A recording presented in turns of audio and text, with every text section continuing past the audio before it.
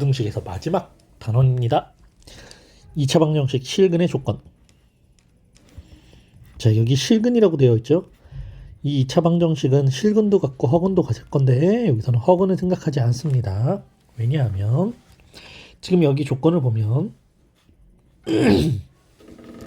2차 방정식 실근의 부호라고 하지. 이 부호가 양수야, 음수야. 그러니까 양수니까 플러스, 음수니까 마이너스 뭐 이런 부호에 대한 조건이에요. 그런데 양수와 음수, 자 여기 설명 잠깐 들어갈게요. 양수 또는 음수라는 말은 실수에서만 사용이 됩니다. 그러니까 허수에서는 양과 음이 존재하지 않죠. 그래서 2차 방정식 근의 부호를 따질 때는 실근이라는 조건에서만 따질 겁니다. 허수는 사용되지 않아요. 그래서 2차 방정식이 모두 양수야, 모두 음수야, 두 근이 서로 다른 부호, 어떤 부호를 가질 거야 라는 건 실근의 조건을 가지고 있기 때문에 판별식이 0보다 크거나 같다라는 조건이 붙습니다. 근데 이 세 번째는 지금 판별식 조건이 없죠? 그 이유를 선생님 추가적으로 설명을 할 거예요. 자, 상황 세 가지 봅시다. 두 개의 근이 모두 양수야. 두 개의 근이 모두 음수야. 두 근의 부호가 서로 달라. 두 개가 모두 양수야. 두 개가 모두 음수야. 부호가 서로 달라. 요 세 가지 형태입니다. 예를 들어서 2차 방정식에서 2차 방정식의 두 실근이라는 건 두 근실이 아니고 두 실근이라는 건 2차 함수의 그래프가 x축과 만나는 교점의 x좌표를 의미하겠죠. 자, 1번. 이 두 근이 모두 양수야. 그래프로 따지면 이 두 근이 0보다 큰 모두 양수 이런 식으로 갖는다는 거예요.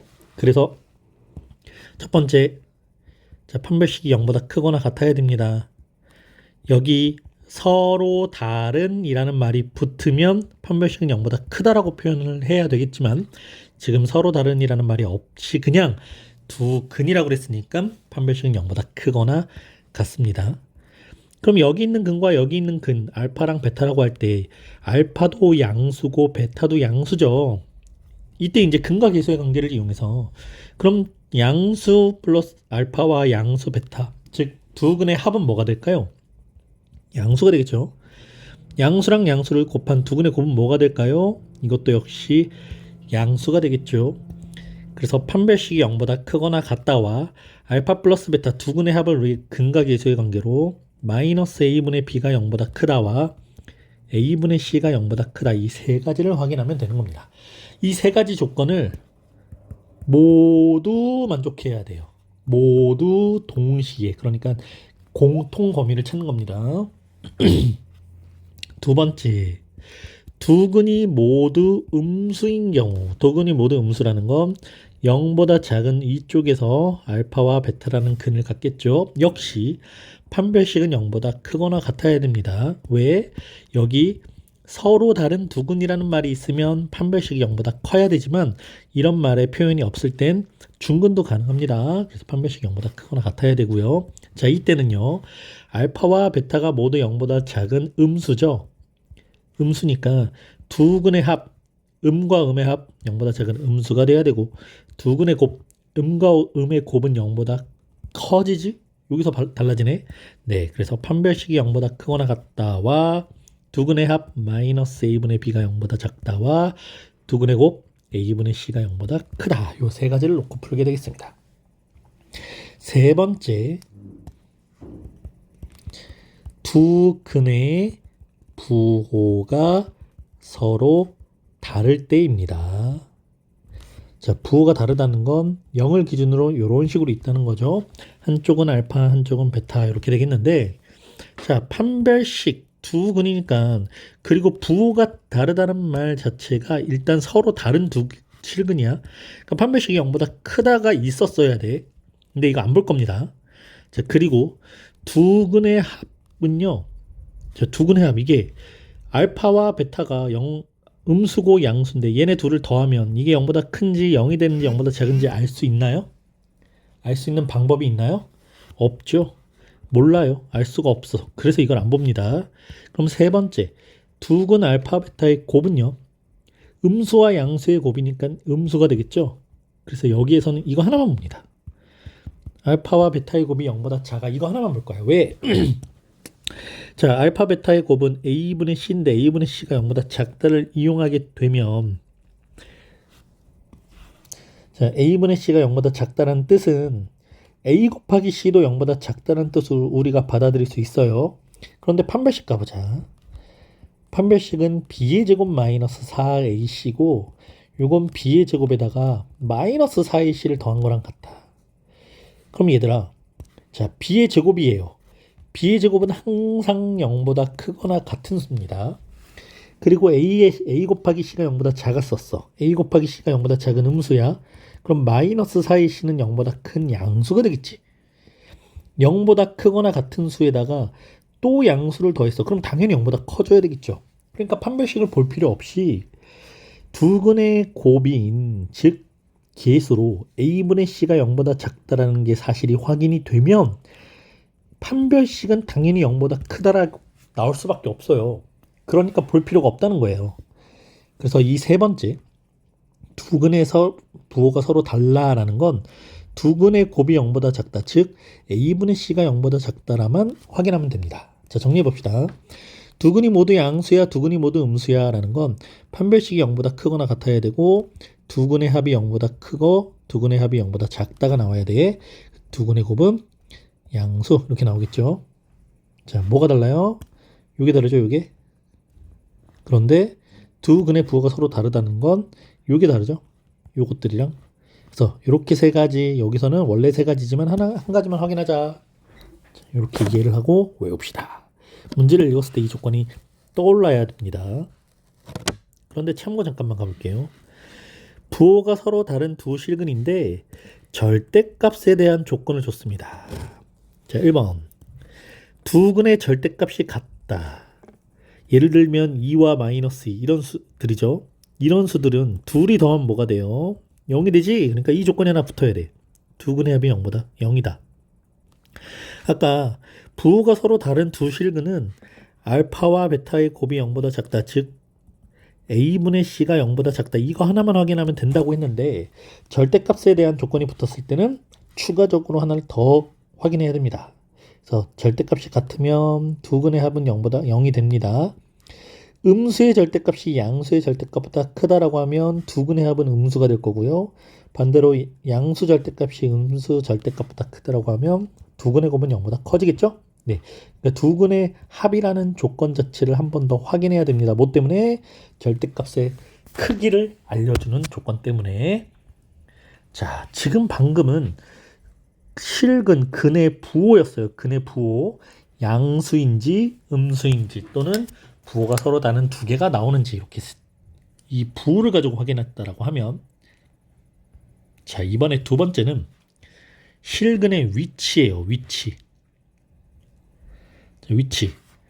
실수 ABC에 대하여 2차 방정식의 두 실근은 2차 함수 그래프의 x축의 교점의 x좌표이므로 2차 함수 그래프를 이용하여 실근의 위치를 확인할 수 있습니다. 이때 자, 두 실근의 위치를 확인하기 위해서는 2차 함수 그래프에서 세 가지 조건을 모두 확인합니다. 자, 세 가지 조건을 이거 외워야 됩니다. 세 가지 조건이 뭐니? 판별식이요. 경계에서 함수값의 부호. 자, 함수값이라는 건 y값입니다. y값의 부호예요. 그 다음에 세 번째, 축의 위치. 이 축은 대칭축을 의미해요. 대칭축. 꼭지점의 x좌표를 의미하죠. 자, 대칭축의 위치. 세 가지를 확인합니다. 다시 뭐요? 판별식, 경계에서 함수값, 즉 y값의 부호, 대칭축의 위치. 이 세 가지를 확인합니다. 자, 상황 보자. 두 개의 근이 모두 P보다 커. 두 개의 근이 모두 P보다 작아. 두 근 사이에 P가 있고 두 근이 모두 P와 Q 사이에 있어. 자, 1번. 두 근이 모두 P보다 커. 자, X축이 있고요. X축하고 만나는 점 빵. 그랬을 때 여기 알파와 베타라는 두 근이 있고요. 이 두 근이 P라는 어떤 실수보다 크니까 오른쪽에 있어야 되겠지. 그러니까 P가 지금 왼쪽에 있는 거야. 그럼 어쨌든 두 근이라 서로 다른이란 말 없으니까 판별식 0보다 크거나 같다 붙어도 됩니다. 자, 두 근이 모두 P보다 커 그랬으니까 판별식 0보다 크거나 같아야 돼요. 두 근이 모두 P보다 작아. 두 근이 이렇게 있어요.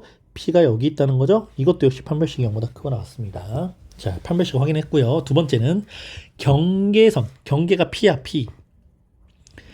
X가 P일 때 점의 위치가 여기 있지. 이 점의 좌표가요. P, FP라고 얘기를 합니다. 이때 함수값이라는 건 FP라고 했어요. FP가 X축보다 위에 있다는 건 양수란 뜻이죠. 그래서 FP가 0보다 크다. 자, 이때도 보면 X가 P일 때 점의 위치 여기 있죠. 자, 이 점의 좌표가 P, FP가 됩니다. 이 FP 역시 X축보다 위에 있으니까 0보다 크다가 되겠죠. 여기까지만 놓고 보면 둘이 똑같아요. 두 근이 존재해야 되고요. 경계에서 함수값이 0보다 커야 됩니다. 그런데 자, P보다 지금 알파와 베타가 오른쪽에 있다는 건 이 대칭축도 역시 오른쪽에 있겠지. 그래서 대칭축을 확인해야 되는 거야. 우리가 대칭축의 방정식 x는 마이너스 2a분의 b라고 해요. 이 마이너스 2a분의 b가 P보다 오른쪽, 즉 큰 쪽에 있어야 되겠죠? 그래서 대칭축이 P보다 크다. 그런데 두 근이 모두 P보다 작다라는 건 대칭축이 P보다 왼쪽에 있잖아요. 그래서 대칭축이 P보다 작다. 자, 여기서 갈립니다. 그런데 세 가지를 동시에 모두 확인해야 됩니다. 다시 두 근이 모두 P보다 커. 그러면 대칭 판별식 0보다 크거나 같아. 경계가 되는 X가 P일 때 Y좌표가 0보다 커. 대칭축 마이너스 2분의 B가 P보다 큰 쪽에 있어야 돼. P보다 작아. 판별식이 0보다 크거나 같고 경계인 FP는 0보다 커 까진 똑같지만 대칭축 자체가 P보다 작은 쪽에 있어야 돼. 여기서 달라지겠죠? 세 번째, 두 근 사이에 P가 존재해. 자, 두 근이 바방 있고요. 두 근 사이 어딘가에 P가 있어요. 그러면 X가 P일 때 점의 위치가 여기 있지, 여기. 자, P, FP라고 해. 그럼 상황 보자. 첫 번째, 판별식. 야, 판별식 볼 필요 없잖아. 무조건 근이 이렇게 X축하고 만나야지만 두 근 사이에 P가 존재하겠지.